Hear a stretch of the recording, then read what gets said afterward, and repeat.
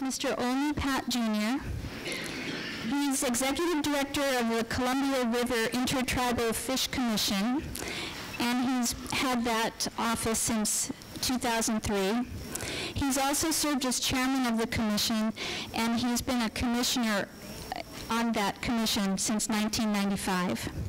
Prior to that work with the commission, he served as chairman of the Warm Springs Tribal Council for 5 years. He was a member of the tribe's off-reservation Fish and Wildlife Committee and was an assistant policy advisor for the fisheries arm of the tribe's Natural Resources Department. He's also been senior policy advisor for the department since 1999. So with that, I would like to ask Mr. Olney Patt to come up.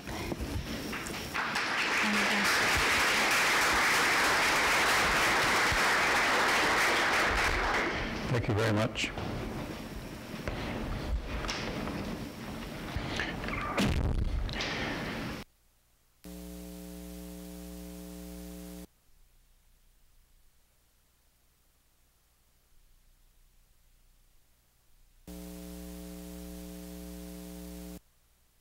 That would be wana, means river. Our word for water, for the drink, for what you drink, is chush, and chush is the word that we use to start all of our feasts. Every feast, every function that you go to, the religious leader begins each meal. No feast, no meal begins without first everybody in the room taking a symbolic sip of water.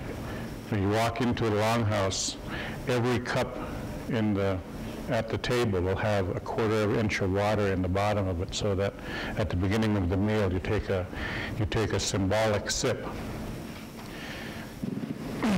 We have it's just to avoid being too obvious about this. Water is the basis of all of our lives. We have, and that seems like a real simple statement, but from a young age among our people, it is hammered into us. When we're young, we learn. I grew up in a ranching background. We learned all the water holes. Any of you who are familiar with Eastern Oregon knows that it's a very arid part of the country. If you fly over it, you wonder how anybody could live out there. As young children, we were taught where all of the water holes are. We had to learn where Wild Horse Spring was, where Eagle Spring, where Wachpushpal Spring, where Shwishti, all these springs. 1, that's where you find livestock. 2, that's where you find game. So that was very important to us. We also learned to read the water. We are fishing people. We set up scaffolds on the Deschutes River. In order to set up a scaffold, you have to know how to read the water. If you're setting up a dipping scaffold, you're pushing your net downstream with the current. You find a place where there's just a pause in the water, but your water is still moving downstream. If you're setting up a set scaffold, you want to set up in a small eddy where the water is moving back upstream, where it turns and keeps your net open. We had to learn all of these things as young people. So we also learned about fish. We learned about this reverence toward our place in this great scheme of things. So that brings me to the question: how is it that I end up here addressing the California Water Colloquium? Water and salmon issues of the Columbia Basin have created an intricate connection between you and me. As you know, California depends a lot on the Columbia River for its power. The Columbia River is the main artery for all of the fish that feed into the interior of Oregon and Washington. The Columbia River starts in Canada, flows through the state of Washington, and forms the northern part of the northern boundary between Oregon and Washington. The Snake Basin was once the largest part of that spawning habitat, which is now blocked off by the Hell's Canyon project, which is even plugged at its mouth now by the 4 lower snake dams. So these projects now have pitted us against the federal Columbia River power system, have pitted us against utilities in order that we can protect our fish, the fish that were a part of the substance of our treaties. Well, the Columbia River Intertribal Fish Commission was formed in 1977 between the 4 Columbia River Treaty Tribes. That is the Columbia River Treaty Tribes, the Yakima Nation of Washington, the Nez Perce Tribe of Idaho, the Confederated Tribes of Warm Springs in Oregon, and the Umatilla Tribe of Oregon. Our mission is to ensure a unified voice in the overall management of the fisheries resource, and as managers to protect reserved treaty rights through the exercise of inherent sovereign powers of the tribes. And here's the real legalistic version of what our efforts strive to do. This is really complicated. We want to put fish back in the rivers and restore the watersheds where the fish live. Now, it seems very, very basic, but there are so many things happening in this watershed, so many competing interests that we are constantly at odds.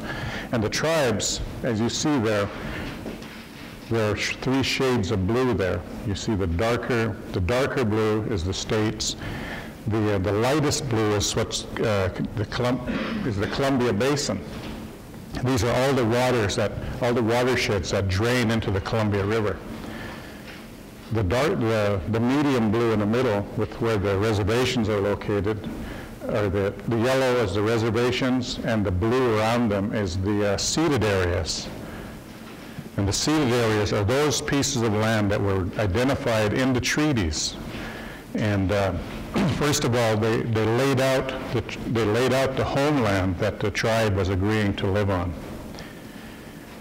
In the very next paragraph, they laid out that territory that was ceded back to the federal government for settlement. And in the case of the Warm Springs, just as an example, along the Columbia River, it ran from Cascade Locks on the Columbia River south roughly to Mount Bachelor along the crest of the Cascades, east to the present-day city of John Day, and then north to Willow Creek with the Columbia River as its northern boundary, roughly 1/10 the state of Oregon. And what that is to us now is considered to be a part of our homeland. It's a part of our homeland. In the treaty, it's pointed out that we maintain our right to fish, to gather, and to hunt, and to pasture livestock, which would be our horses at that time, later on cattle, within those lands. So we treat them like an extension of our treaty. I mean, of our homeland, of our reservation.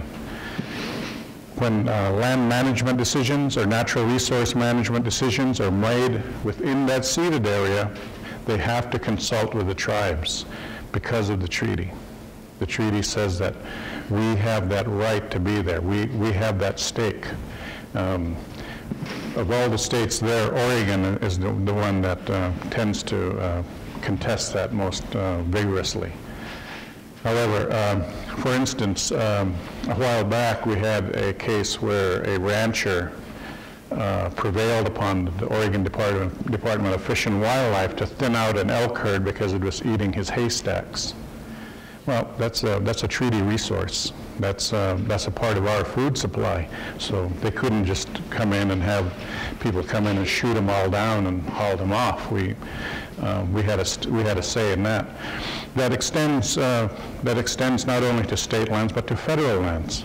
Federal lands such as national forests. in that case, a lot of what we do is we kind of hold the federal parties to their own standards and guidelines in terms of road densities and riparian protection and so forth.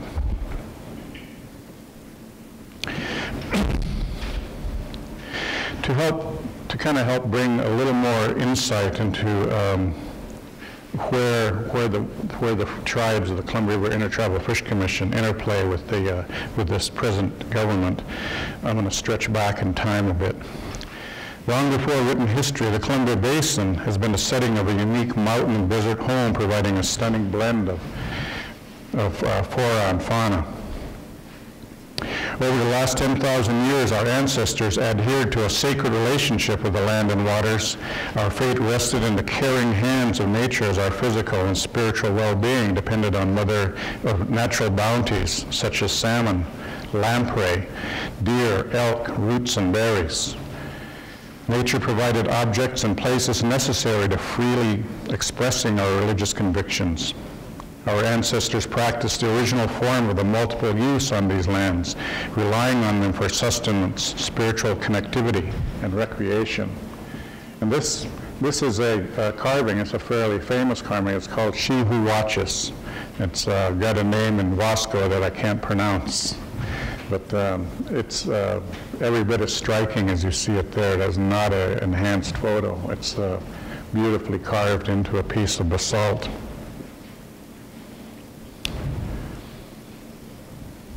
The land, waters, and creatures help fashion a mixture of cultures within the basin. Individual tribal autonomy, along with a diversity of languages, traditions, and forms of government, defined each tribe and band. Yet the salmon provided one of the unifying figures among the Commission's 4 treaty tribes. We gathered at Celilo Falls. Here you see the scaffolding that was used for fishing. As I described before, this is a dip net. The people of the Columbia Basin called the salmon Waikunush. They also have different names for different types of fish, different types of salmon. Waikunush is the general word for the salmon. There's also Nusuk, Shushainch, Shushainch is steelhead, Uschinch is bull trout. We maintain a subsistence economy that was built on nature's abundance and the various seasons of salmon and steelhead and trout runs that were a cornerstone of that traditional economy. As you all know, this fishery was inundated behind Celilo Falls in 1957. I remember being there once. I was born in 1951, at the end of 1951. I was there in 1955, I believe, 55 or 56. And the only things to this day that I can remember it are the sound and the smell. The sound is a huge roar from all the water, and the smell is of salmon, of fish. You know, there's a lot of fish caught there.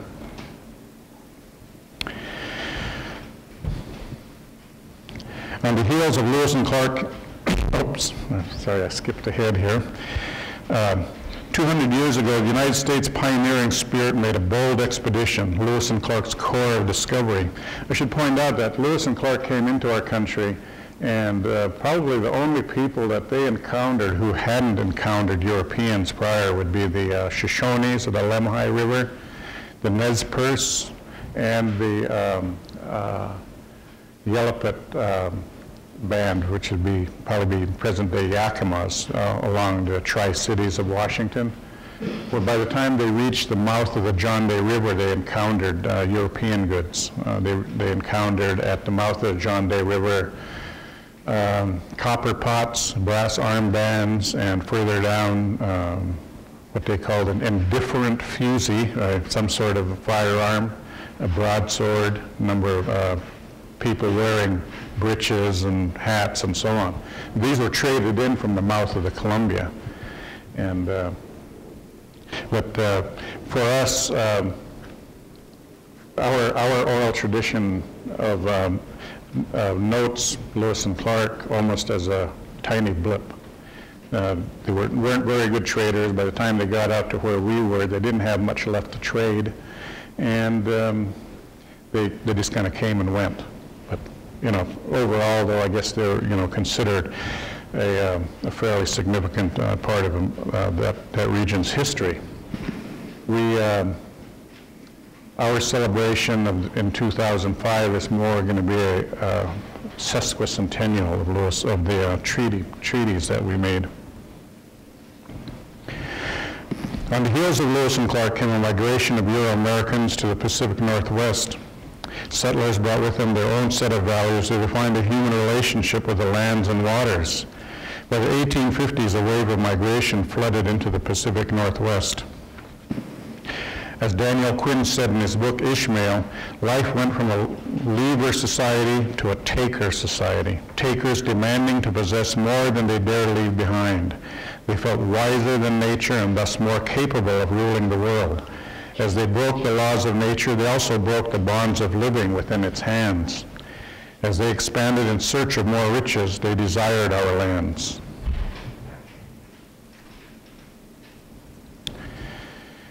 Laboring to settle in the West, the U.S. government recognized that the tribes were the true owners of the land.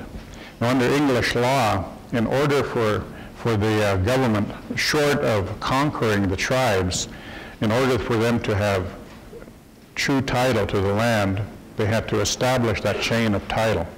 A part of that was recognizing those tribes as sovereign governments. And so that's the basis there. The other option would have been to take the land by conquest. At the time that the settlement was taking place in Oregon, the settlers and the army were badly outnumbered in that area, as evidenced by such things as the Yakima Wars, where they never did really defeat the Yakimas, and the Nez Perce War.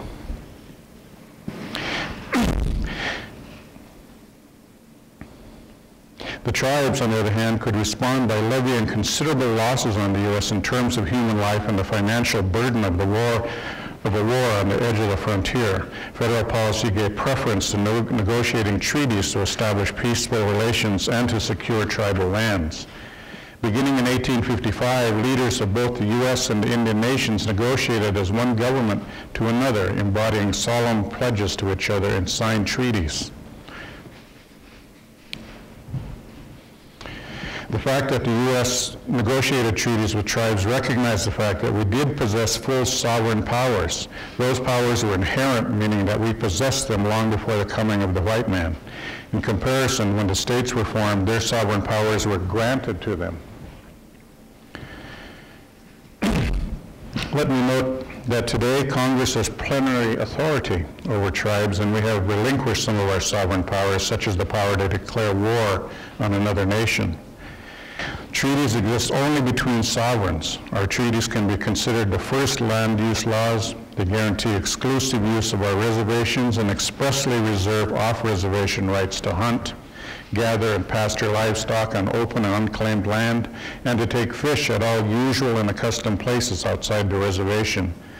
In the language of land management, our forefathers ensured that the treaty provided sustainability for future generations of Indian people. And in many places, we have what's considered exclusive right, although we have negotiated with the states in order to allow for sport fisheries. For instance, in Warm Springs, the exclusive right to taking fish in the Deschutes River would be huge. But since it is a major recreational fishery for salmon, steelhead, trout, but we have made arrangements with the state wherein they conduct fisheries. Anything along the reservation requires a tribal license.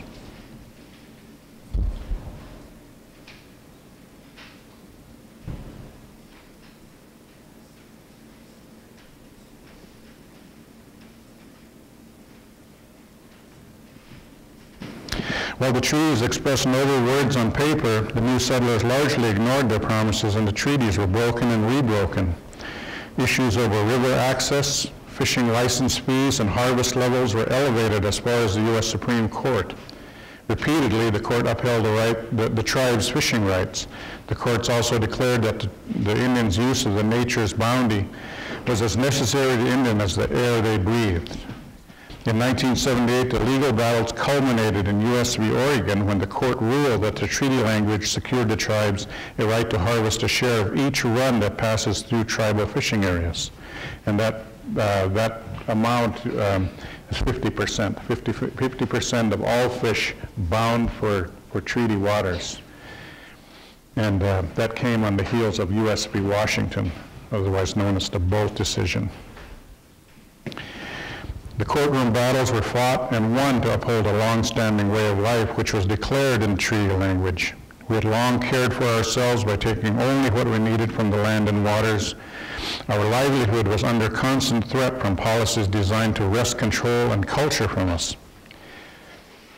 With our exploitation, our natural resources also suffered by years of misuse by logging, mining, and agricultural interests. We were into economic ruin even before we recognized this new form of wealth measured in financial terms. Not only were we affected by the assimilation policies targeting us, but also through the policies designed to develop and exploit the natural resources. When you make life difficult for the river, you make life difficult for the fish. When you make life difficult for the fish, you make life difficult for the Indian people. Harsh winds of change were blowing, and in response, the tribes began to assert themselves. In 1972, President Nixon signed the Indian Self-Determination and Educational Assistance Act. The act authorized tribes to contract from the Bureau of Indian Affairs the operation of tribal programs that the U.S. had traditionally carried out as trustee to Indian tribes. Today, tribes have contracted various programs such as education, social services, healthcare, law enforcement, and natural resources. Among the resource programs, the tribes have made considerable investments in a fisheries program overseeing a comprehensive effort including production, harvest, research, conservation enforcement, habitat restoration, and water quality. Under the authority of this law, the four Columbia River Treaty tribes joined forces in 1977 to form the Columbia River Intertribal Fish Commission for the purpose of coordinating management, planning, and providing technical support to the tribal fishery programs. In the years that followed, the commission hired biologists, hydrologists. I want to just say a little something. I was going back even further than my little bio, I worked at the commission in 1978, in the second year of their existence. Now we have a staff that's of roughly 80 people divided between science, management, fisheries management, biologists, attorneys, finance people, and another 20 in tribal enforcement. And the reason we have an enforcement is that they cite people, they cite tribal members, but they cite them in a tribal court. They feel, you know, our position is that we have jurisdiction over our tribal members, even off reservation. But at that time we had 12 staff members with 2 biologists. In the years that followed, the commission hired biologists, hydrologists, attorneys, enforcement personnel, and public information specialists. These professionals assisted the commission in carrying out its mission by providing expert testimony, scientific analysis, and in general, meaningful participation in the many governmental processes that affect tribal treaty fisheries. The commission and its staff complement the tribal fisheries program of each of the member tribes. The tribal fisheries programs are co-managers of the resource within their ancestral homeland and sharing responsibilities with federal and state natural resources agencies.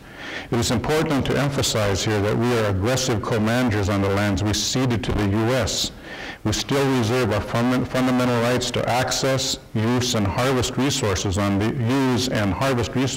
these lands, and we see them as being vital extensions of our homelands, not unlike the lands we own within our individual reservations. We have willingly stepped forward to lead the way in fixing the years of damage done upon our historic homelands.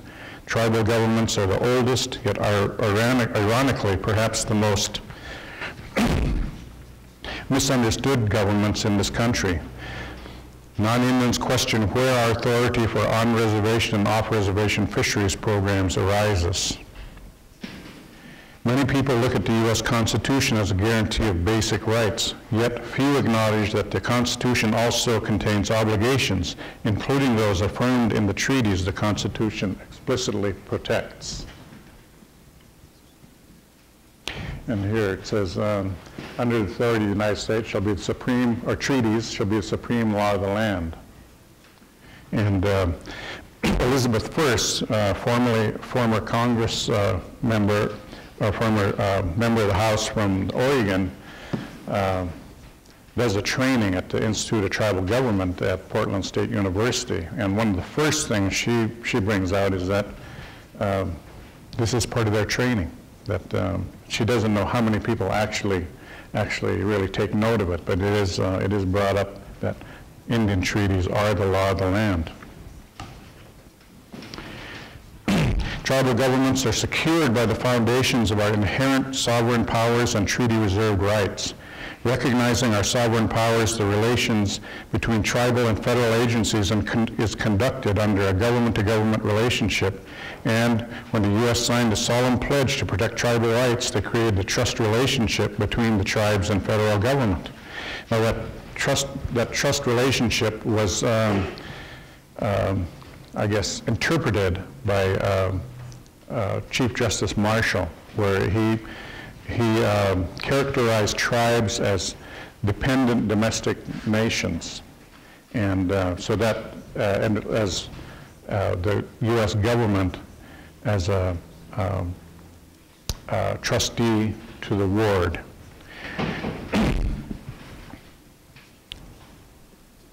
For example, the U.S. has a special duty to manage the resources on the ceded lands in a manner that fulfills its treaty obligations while also recognizing the legal rights of tribes to be co-managers of those resources. In addition, their dealings with us must be conducted on a government-to-government basis. Oftentimes, when we have meetings with them, we had a meeting yesterday where they requested that we send our tribal leaders, that they send all staff people. We saw the list of the attendees who were coming to this meeting, representatives of the Bonneville Power Administration, the Army Corps of Engineers, the National Oceanic and Atmospheric Administration, and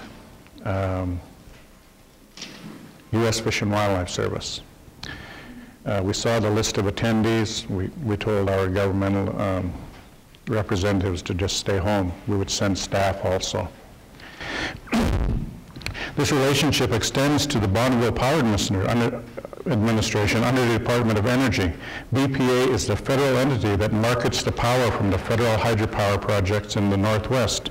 BPA, under the Northwest Power Act, is required to mitigate and enhance the natural resources impacted by the construction, maintenance, and operation of the hydro system on the Columbia River Basin.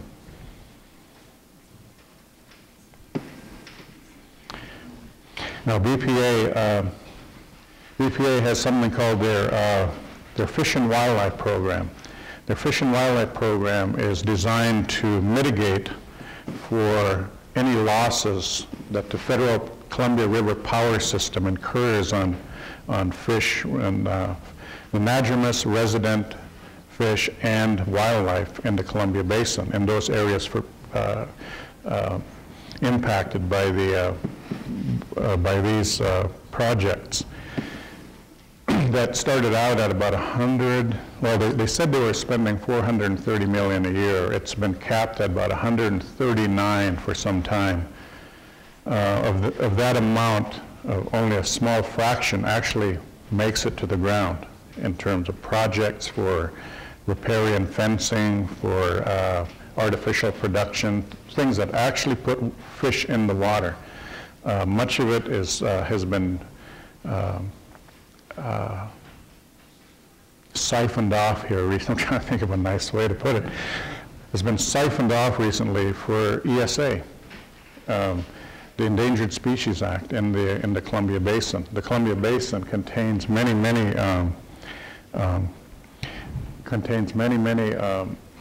runs of salmon that are listed either threatened or endangered of runs of steelhead and salmon. Now they backfill their own funding using BPA funds to do studies and so forth, and we haven't seen the results of those. There's another little interesting side note is the ESA.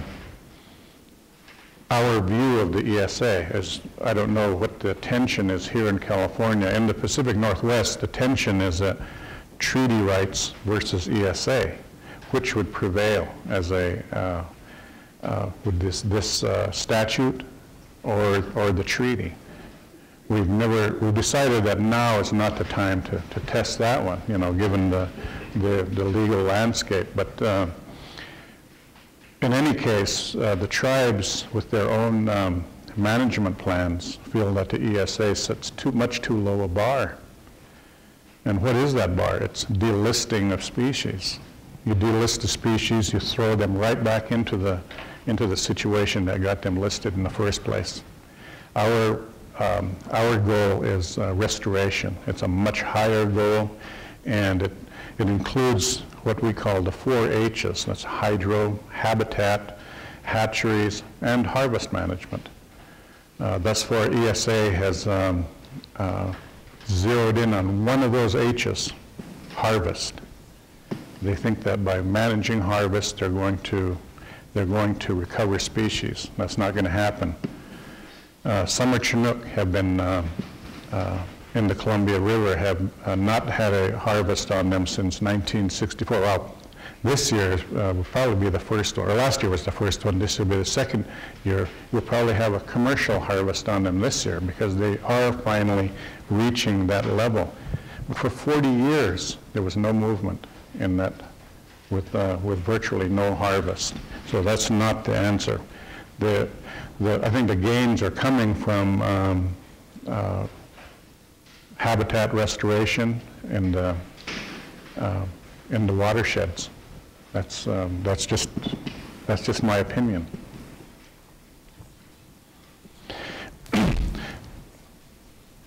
Also with ESA, my more cynical side wants to say that ESA is a very elaborate permitting system. You know, it's not really there to recover species. You can take almost any activity and get a permit to do it. The dams are an example. These dams kill 90% of the outward migrating fish. 90%. And yet they're allowed to run. In the most recent biological opinion issued by NOAA Fisheries, the dams were designated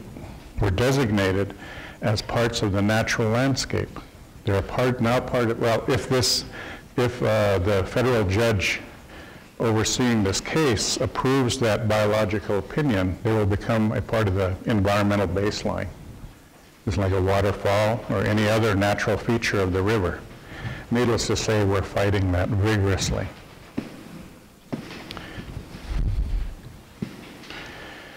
The federal agencies like BPA have a variety of fundamental laws they must follow in managing the federal treaty assets affecting our rights on ancient homeland, such as the Northwest Power Act, the Endangered Species Act, and the National Environmental Policy Act.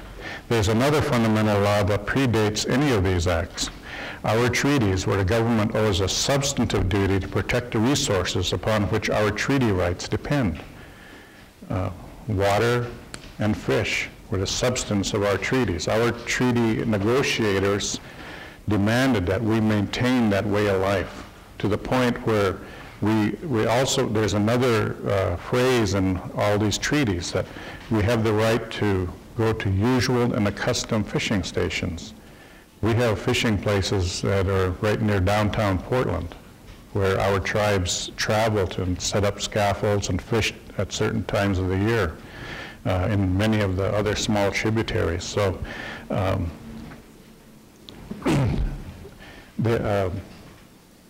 our rights to travel around the region and fish are quite extensive.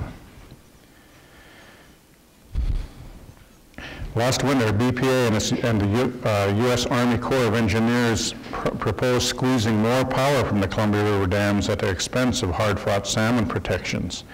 Their plan was to halt or reduce the amount of water spilled at selected Columbia River dams in the summer. They claimed by doing so they could produce an additional $45 million worth of electricity a year and save ratepayers up to $31 million.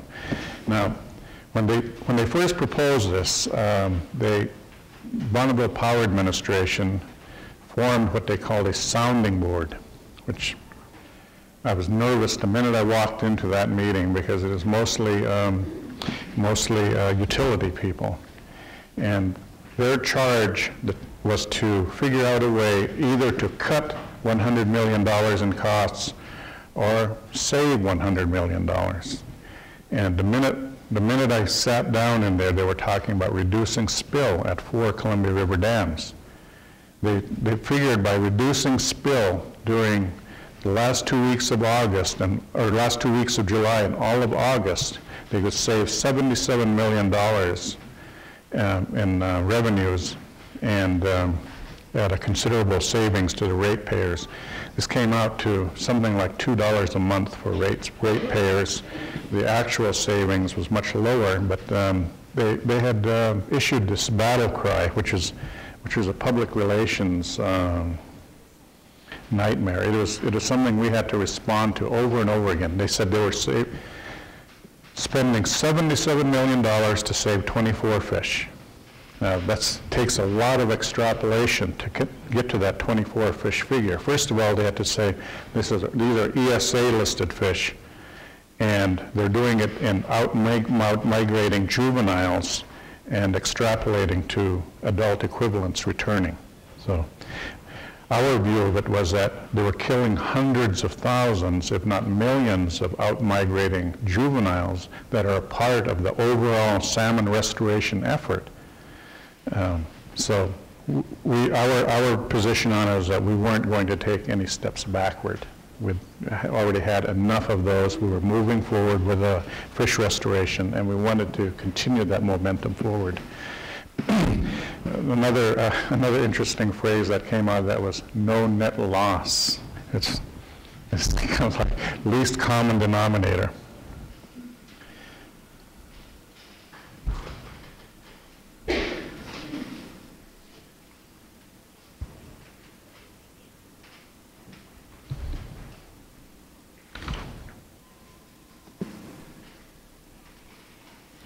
Okay, I'm doing just what the guys who drafted this for me, or helped me draft, were worried about, which said I was going to depart from it immediately. And I'm lost, so I'm just going to go ahead. I'm just going to plow on here. And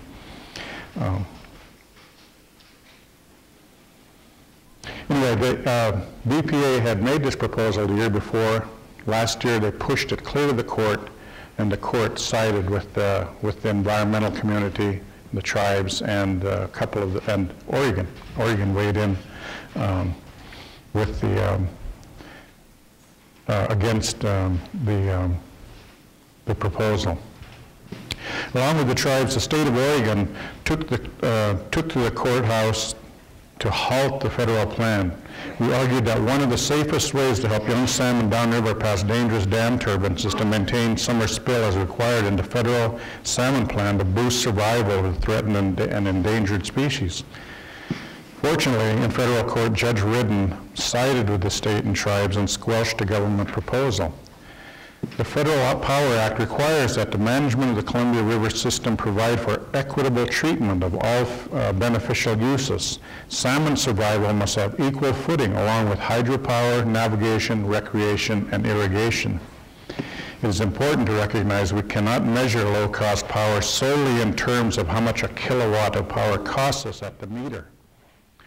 Making power cost cheaper has unforeseen costs. It merely shifts the financial burden, creating higher costs for fish recovery efforts. In the end, one class of society profits while fish survival plummets, burdening another class of society who has an historical, cultural right protected by treaty. The devastation brought by the loss of salmon affects other Pacific Northwest tribes as well. A tribe here in California is right now fighting to reclaim the salmon in order to restore the health and well-being of their people. As with the 1855 treaty tribes of the Columbia River Basin, the salmon were central to the subsistence lifestyle of this tribe. Years of environmental degradation caused by the construction of hydropower facilities, however, have destroyed the runs at a great cost to these people who now suffer a myriad of societal and health maladies. In an unprecedented move, this tribe has called for nutritional justice in their FERC relicensing negotiations and for the removal of dams in order to restore their salmon runs. Currently, one of the toughest debates centers on the fate of the 4 lower snake dams. Some argue that they should be removed in an effort to restore Idaho's salmon runs. Opponents seek to call into question the scientific studies being made, labeling science that agrees with them as good science and science that disagrees with them as bad science. You must be able to fearlessly lay science on the table. Politics should not prevent sound science from being delivered. Once science is laid on the table, then we can deal with the political realities of making decisions and weighing them against the consequences. Scientifically, economically, and socially, we cannot just accept the science that gives us politically comfortable answers. Now, when you talk about the highlighted 4 dams here, the lower snake dams, what those dams did is they made Lewiston, Idaho, a seaport. It's some 300 and some miles from the ocean, but they have these huge barges that come all the way up to Lewiston and push barges back out to the seaports. And actually, these barges are quite large. They have a much deeper draft than those that are used in the Mississippi. They carry huge amounts of wheat and other commodities, but they save wheat farmers in that region 7 cents a bushel. 7 cents a bushel to keep those 4 dams in place. These 4 dams also has been figured out only provide something like 5% of the region's power. They irrigate about 360,000 acres, which for 4 dams costing billions of dollars, that's just a drop of water. It wouldn't pencil out if you were to try to take that to a bank and get a loan to do it. Anyway, right now, what we're operating under is the policy of aggressive non-breach, or what the Columbia River Intertribal Fish Commission would call the pathway to breaching. If under this aggressive non-breach policy, we do not achieve recovery of salmon above those 4 dams, then we're presuming that we're on the pathway to breaching. At some point, they have to step up to the plate and say, look, this has not worked, we have to go to breaching. And breaching, actually, it's kind of a scary thing to a lot of people. You're talking about taking out these huge, huge dams on the river. And it's not like that at all. Each of these dams has a huge concrete portion where the turbines set, but they also have an earthen component. And the way they would breach them is to build a cofferdam around the concrete portion and then take out the earthen part and let the water run around the old dam. And what this would do in this highlighted area is restore all of that habitat for fall Chinook spawning. Fall Chinook are main stem spawners. So all of that area there was historically fall Chinook spawning habitat that's been silted in since the dams have been built. One of the main species that's creates problems for harvest in the lower river is the snake fall Chinook. Another interesting note on the ESA is here's the Deschutes River. Yeah, this is the Deschutes River right here that goes by the Warm Springs River. This is the snake. There's something like 200 and some miles separating them. We have in this river a run of fall Chinook numbering on the high end about 16,000 wild fall Chinook. The people up here in Seattle at the Science Center determined through dendrograms that these fish were identical to these fish in terms of, what is that?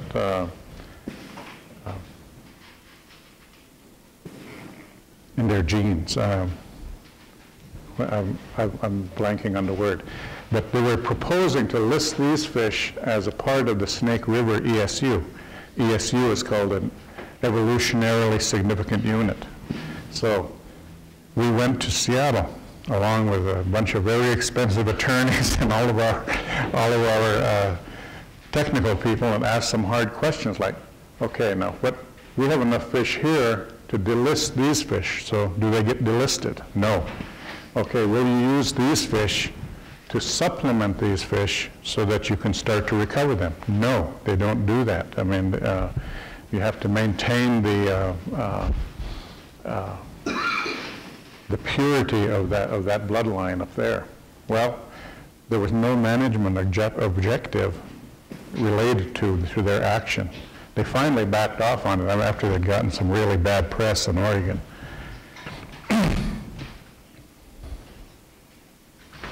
Okay, I already talked about some of this. NOAA fisheries. Okay, what the biological opinion I talked about earlier in for these dams, what that does is that a biological opinion can have two results, jeopardy or no jeopardy. And but what I was talking about earlier about how these are very elaborate permitting processes is that most people, including the dams, get a no jeopardy finding. Very few jeopardy findings are found. You can permit your way around them.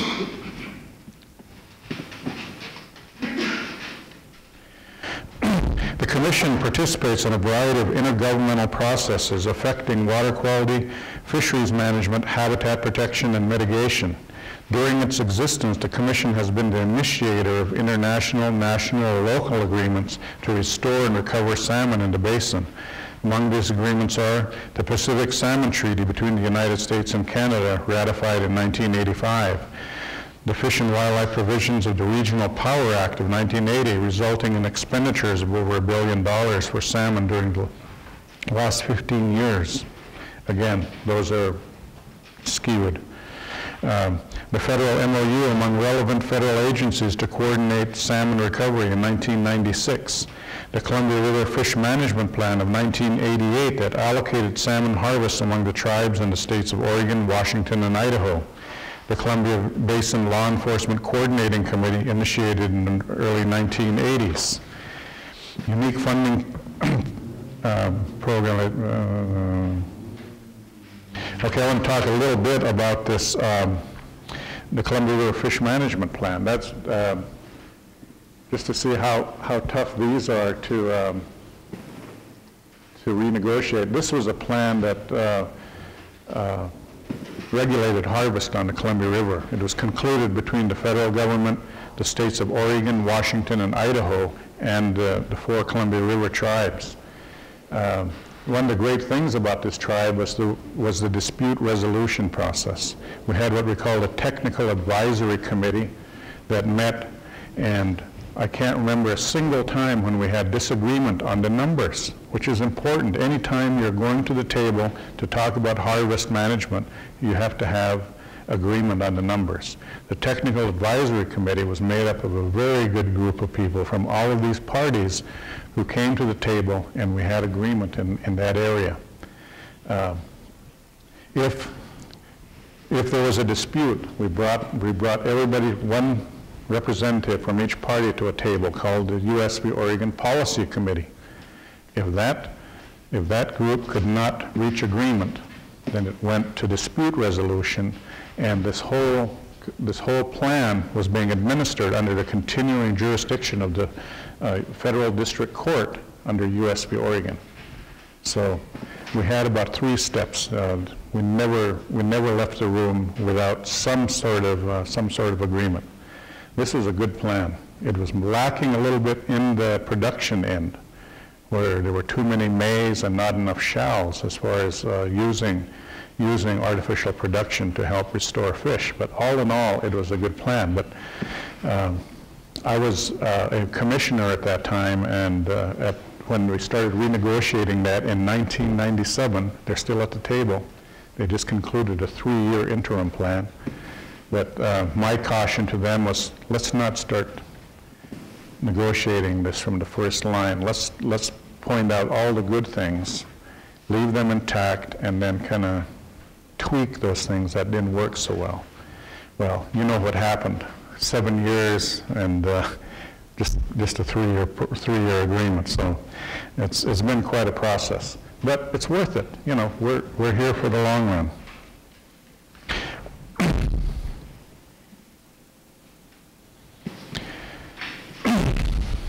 Nowhere has any community in the West sacrificed so much in the face of progress and development than Native communities.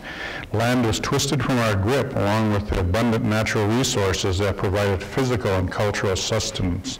And today, in a turnabout, no Western community has achieved more in the face of adversity to restore and protect the environment than the same tribal communities. One area of success is in the Nez Perce tribe's effort to restore the coho salmon to the Nez Perce homeland. Coho went extinct in the Clearwater River in 1927 as a result of the construction of 2 dams. In 1997, solely by the reintroduction efforts of the tribe, the coho began to return.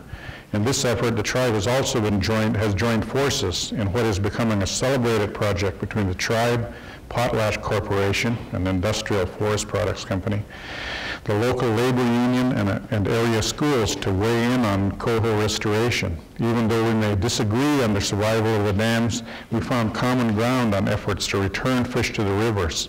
It is imperative that students be involved in this effort, since the remedy won't occur overnight.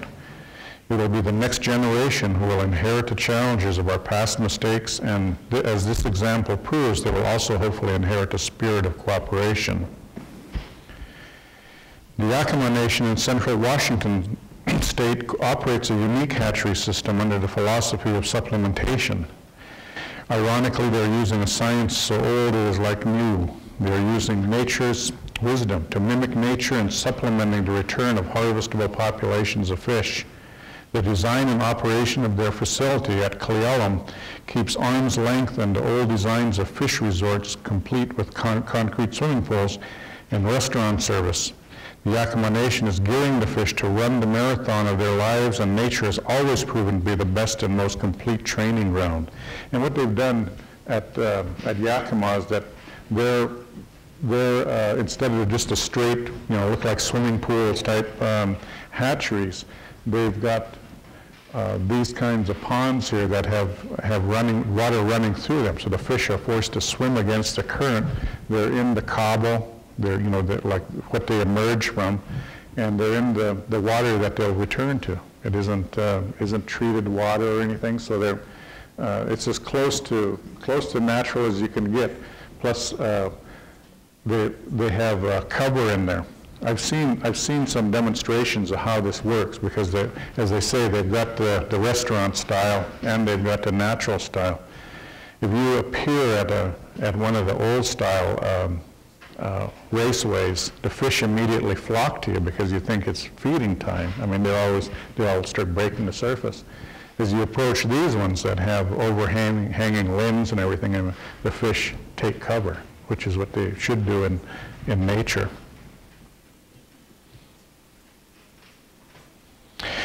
Recently, the chairman of the Confederated Tribes of the Umatilla Indian Reservation was honored by the Oregon Business Association for his leadership in creating the Umatilla Basin Project. What makes this a unique accomplishment requires a fundamental understanding of Indian water law. Stretching back to 1908, the Supreme Court helped set the standard for tribal water rights in a landmark decision that established the Winters Doctrine. At issue is whether a tribe had a right to water even though it was not expressly mentioned in its treaty. Upstream of the Fort Belknap Reservation, water was being diverted from Montana's Milk River for irrigation, depriving the reservation of an adequate water supply. When the issue reached the Supreme Court, the court ruled that the tribe's right to water was implied even though there was no specific mention in the treaty. The court recognized that the tribe would never have knowingly relinquished their claim to the water, which was necessary to make the reservation habitable. In the development and settlement of the West, the government failed to protect tribal water rights by funding large reclamation projects and allowing the states to appropriate this water for non-Indian development without considering tribes' pre-existing rights. In the Umatilla Basin, this very issue was unfolding. Salmon had been absent from the basin because irrigation robbed the river of water to support 50,000 acres of agricultural land. Rather than take the issue to the courts, the tribe solicited the participation of the federal government, local government, and the irrigators to craft a solution. In a creative solution, the parties opted to pump water from a reservoir in the main stem Columbia River for irrigation in exchange for leaving water in the Umatilla River to support salmon. The lower part of the Umatilla River was almost completely dewatered by this irrigation project, and there's a little bit of gallows humor that we used to kid with some of the Umatilla tribal members about how they could tell when their fish were coming home. They could see a cloud of dust coming, up the stream bed. Anyway, this is some of the fish that in 1994, after almost 70 years of absence, the first salmon returned to the Umatilla River, and the runs support both a tribal subsistence and a non-tribal sports harvest.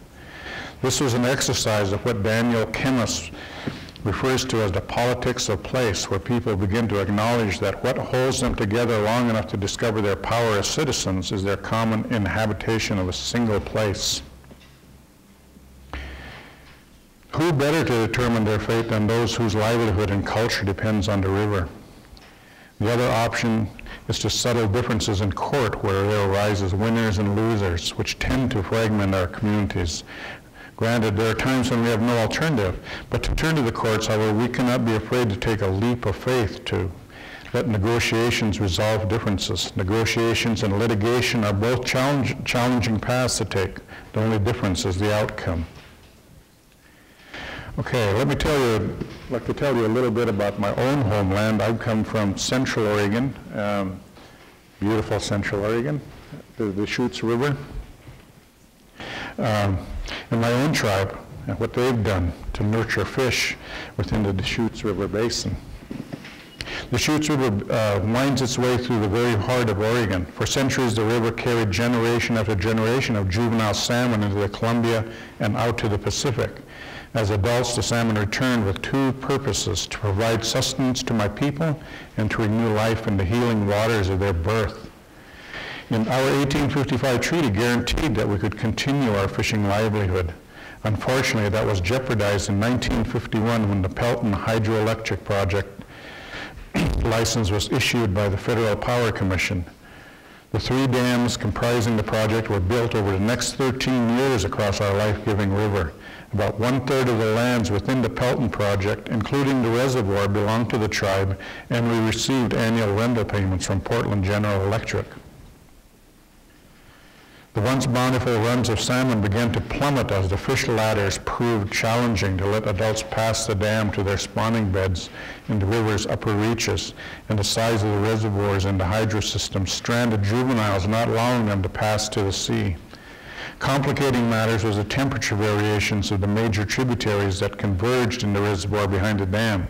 The mixing waters created confusing currents detrimental to fish migration. I'll tell you a little story about these dams. One of the rivers that flows in above, there's a dam above this one called Round Butte, and there are 3 rivers that flow into that reservoir. One of them is the Crooked River, which was pretty well known as a trout stream back in before they built the dams. I was out at a resort area there one day and walking through a shop, and I heard a lady talking about the great Blue Ribbon trout fishery that had had been there before them Indians built them dams. Oh, well. When Portland General Electric applied for a renewal of its license to operate the dam from the Federal Energy Regulatory Commission, the tribe took the opportunity to gain a greater stake in how the facility would be operated to benefit salmon. The tribe filed a competing license application.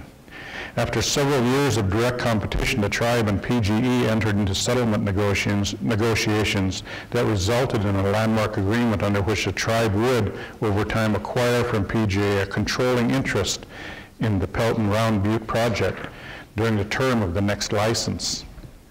The tribe and the PGE are now partners, and as partners have committed to spend more than $100 million over the next few years to reestablish an anadromous fishery above the project. This pledge was embodied in a settlement agreement that all involved federal, state, and local agencies have endorsed. The foothold for the tribe's actions rested on the fact that the Warm Springs Reservation harvested salmon. Uh-oh, got a little typo here.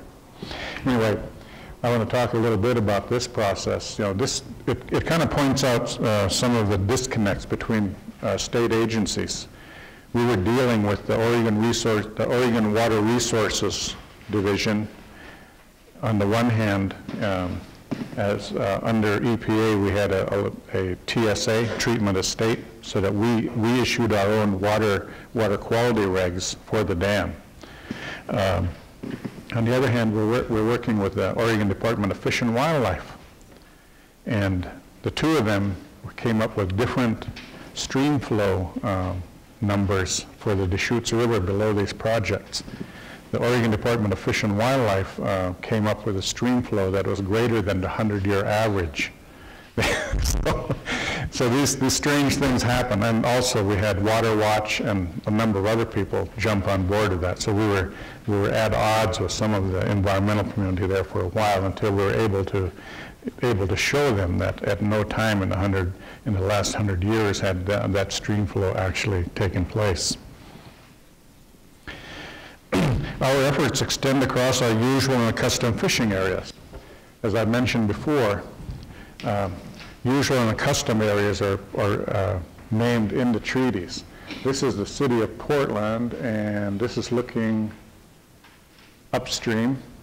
Up in here is a place called Oregon City, and Willamette Falls, which is a traditional fishery. We're now involved in the Superfund cleanup process with EPA for Portland Harbor, all along here and up through here. We've got a lot of toxic waste. The State Department of Environmental Quality wanted to take on that responsibility. The state also kind of questioned why the tribes were even at the table here, why we were at the table with the city of Portland right in their own front yard. Well, they obviously didn't know about that treaty language. Well, the thing is, we came to the table, and they had only 5 of roughly 38 potentially responsible parties at the table. And those 5 were fighting vigorously to avoid liability for the cleanup. So we figured if they could only bring 5 of the 38 to the table, there was no way that the DEQ was going to be able to do this cleanup. So we pushed, and through the BIA, were able to have, along with other parties, largely the environmental community, got this declared a Superfund site.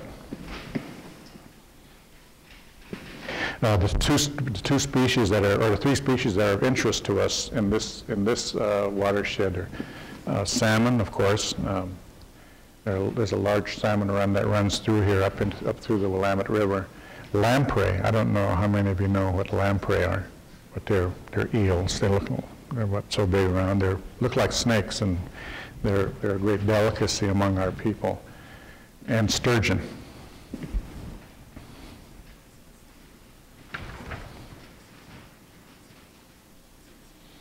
In the early 1980s, when Secretary of Interior William Clark asked the Warm Springs Tribal Council if he would be willing to enter into negotiations with the United States and the state of Oregon to quantify its treaty reserved rights, after much consideration, the Tribal Council decided that now was the time to secure its future and reach an agreement before more non-Indian development in the rapidly growing basin jeopardized that right. The tribe embarked on a deliberate process that resulted in a comprehensive agreement signed on November 17, 1997 by all the parties. The agreement departed from the traditional Indian water rights settlement agreements, which were limited to consumptive rights and included protection to the main in-stream flows that are vital to its fishery. Also, unlike other prior agreements, it guaranteed that the tribe would control all rights under reservation, both state and federal rights. But the tribe recognized that even if there was enough water for fish, if it wasn't pure, that the fish could not thrive. That involves solving serious water quality problems above the reservation caused by extensive agricultural runoff, large irrigation diversions, and water quality problems caused by the Pelton project. In the early 1990s, the tribe and the Environmental Defense Fund conceived of a unique organization, the Deschutes River Conservancy, to undertake comprehensive water quality and quantity improvements in the entire basin. The hallmarks of this organization were that it would be led by both private and governmental interests working together on a consensus basis. Federal legislation authorized the Secretary of Interior and Agriculture to appoint representatives to the board of directors, which also included members from the tribe, the state of Oregon, local governments, developers, cattlemen, irrigators, and environmental organizations. The Conservancy has developed groundbreaking water markets that generate water not for consumption, but for the dedication of in-stream flows. Squaw Creek, a once important steelhead stream, now has year-round stream flows for the first time in decades. That's another thing that's happening in Oregon. It's all names that are kind of like that are being changed. I don't know how that stayed so long, but any names that have these kind of racist undertones are being changed in Oregon, and this state legislature is working very hard to make that happen. Tens of millions of dollars are projected to be spent by the group over the next 10 years to further restore flows and water quality. Almost done. The tribes dealt with water quality problems caused by the Pelton project by securing authority under the Clean Water Act to enforce the terms of the act on the reservation, using this authority and working with the state of Oregon within its jurisdiction for off-reservation portions of the project, parallel Section 401 certifications were issued to ensure that the necessary actions were taken by the project licensees to meet Clean Water Act standards. The tribes imposed the same strict regulations on itself that it demanded of its neighbors. Through the tribe's integrated resources management planning process, the tribe has established standards and best management practices for its own forest and rangelands that are nationally recognized. The waters from my reservation are so pure that they support one of the healthiest bull trout populations in the United States. If this nation takes pride in its diversity, then the tribal voice must be heard. Okay, I'm going to depart once again from this prepared. One thing that I think has kept salmon on the front burner is, as you probably know, once something kind of becomes unviable as a commercial commodity, then it kind of fades out of the picture. And that was much the case with salmon. Salmon became unviable in the Columbia River. They had, the populations of salmon were plummeting as early as the 1890s. Now I got to be careful about saying that in front of power people, because they say, so it wasn't the dams. But, it was a lot of things. It was environmental degradation. It was overharvest. It was a lot of things. But the tribal presence there has kept that at least on a warm back burner, if not on the front burner. And so the tribes are the one presence there in the Columbia Basin that I think is going to ensure that these salmon runs are restored. To this day, our people are still there. Even when the runs were very small, you know, they went down and they took a few fish and they took them home. We still had our feasts, even if there were only very few fish for the feasts. I've gone to feasts where you get just a tiny piece of fish, and because that's for everybody. It's a symbolic thing. Chush, you drink the water. Eat nusuk. Piaki, you eat the roots, the berries, the nukt, the meat. So I think the tribes are going to keep this on the front burner. We're going to continue to fight. We've been there for thousands of years. We'll still be there thousands of years from now. And we will see the restoration of the salmon. Thank you.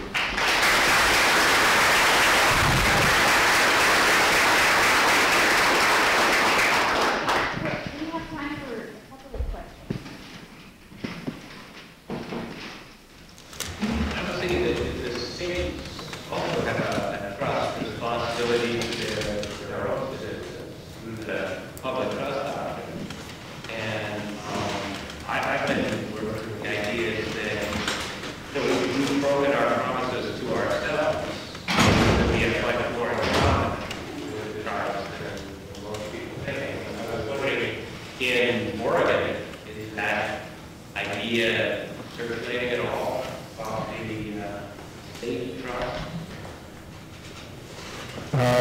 Geez, I don't feel prepared. I would say yes, but I think, again, I think it's groups that are keeping that question in front of the lawmakers. And, you know, for Oregon, you know, we have a very, very active environmental community that works hand in hand with the tribes. And I think for the state citizens, I think that they play a big part in that. I should say that in that Portland Harbor cleanup, that the environmental community was also very skeptical that the state could carry out that cleanup. And they were a big part of the push to have it declared a Superfund site.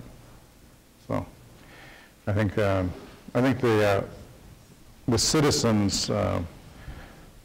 citizens do have a place at the table. The Oregon legislature is although largely Republican, is pretty is pretty responsive. At one point we had what we called the Stream Restoration and Salmon Recovery Committee that was made up of members of both the state Senate and the state House. And they were very responsive and leaned heavily on the Oregon Department of Fish and Wildlife to work, say, under the Columbia River Fish Management Plan to use artificial production to recognize those projects. So I hope that's it's a huge question. I don't quite feel prepared.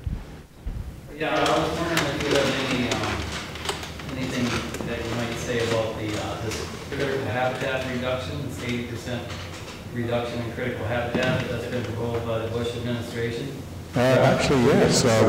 We were kind of part of that at Warm Springs. As the introduction said, I was the chairman at Warm Springs for a number of years. And Warm Springs, because ESA is a general application statute, it ostensibly applies to tribes, although we like to stay more rooted to our treaties. But they did declare critical habitat for mid-Columbia winter steelhead. A part of that critical habitat was on reservation. Now, as I also mentioned, we have what we call our Integrated Resources Management Plan, which had much more stringent standards than ESA does. For instance, 300 feet on 300-foot riparian buffers on salmon-bearing streams. We don't allow logging or any kind of construction within 300 feet. But going back to your question about the reduction in critical habitat, we're also involved in with the Fish and Wildlife Service. As you know, NOAA Fisheries handles anadromous fish. Fish and Wildlife Service does resident species. Certain populations of bull trout were listed in Central Oregon, although we have very, very big populations of bull trout on reservation. Some of our populations were listed as a part of that, and they came in and they were going to declare some of the reservation as being critical bull trout habitat. For some reason, apparently funding, that process just stopped. I don't know what happened there. We had a group of about 8 people that we met with about 3 times, and then those meetings just abruptly stopped. So I think that on balance, I think that's going to be detrimental to the resources, because a lot of my skepticism about ESA is over the results they're after, or the way they're going about it. The good side of the ESA is that at least you have something to hold their feet to the fire on, and that is they make those rules, and you can make them abide by those rules. So, for instance, the biological opinion. The biological opinion establishes certain standards for a spill, for in-stream flows. Well, they were deviating from that regularly, and the tribes used ESA to bring them back into line with their own regs. But I don't know a lot about why that critical habitat funding was pulled, but I imagine it's just a part of the administration's de-emphasizing of the environment. I just see it opening up a lot of areas to, the destructive outside forces coming in now and just, causing the decline in these populations. Mm-hmm. Yep. For those tribes that don't possess ratified treaties with the United States, is there a way that they can assert off-reservation fishing rights? Well, our off-reservation fishing rights were contained in that treaty, and I know of even treaty tribes sometimes have trouble. The Shoshone-Bannock tribe of Idaho, for instance, has a treaty with the federal government that secures many of the same things that the Columbia River tribes have, but it lacks the word fishing. They do have hunting. Now what they're trying to do is establish that by implication, that means their right to carry out their lifestyle and continue doing what they've always done. But that has never been established in court. They're a party to the U.S. v. Oregon, although they don't harvest in the Columbia. I have a question about colonization. If they could use water to irrigate land, wouldn't they own all the water in the Columbia Basin? Yeah, well, the tribes do have senior water rights in the tributaries, and that went along with the establishment of reservations. The main stem Columbia itself, I think, is a different story. Where our rights attached to the Columbia River are based on salmon harvest. And right now, the biggest impact on stream flows in the Columbia River are the dams, operation of the dams. Another thing that happens, I forgot to mention, is stranding. And this is another thing that ESA allows. One of the big spawning areas happens to be, unfortunately, right along the Hanford Reach. As you know, it's a nuclear reservation in eastern Washington. But a very large run of wild fall Chinook salmon. The largest remaining wild run of fall Chinook salmon spawn in that stretch of the river. And there's the Grant County Public Utility District operates the Priest Rapids and Wanapum dams just upriver from there. Occasionally they'll hold back water to, for their to save for peak power loads. And so when that happens, these huge stretches of gravel dry out. And you, as you know, juvenile salmon use these backwaters for refuge to get out of current, to get away from predators and so on. So they get stranded, they end up in little puddles that go over 70 degrees and they all die. So that's another struggle we have. But anyway, back to your question. Yeah, the Columbia River is regulated by a number of groups, you know, the federal parties, the Bonneville Power Administration, Corps of Engineers has a very large stake in the river. They own a lot of land, and they own most of those federal projects, or all those federal projects. I believe Grand Coulee Dam, the largest dam, is owned by the Bureau of Reclamation.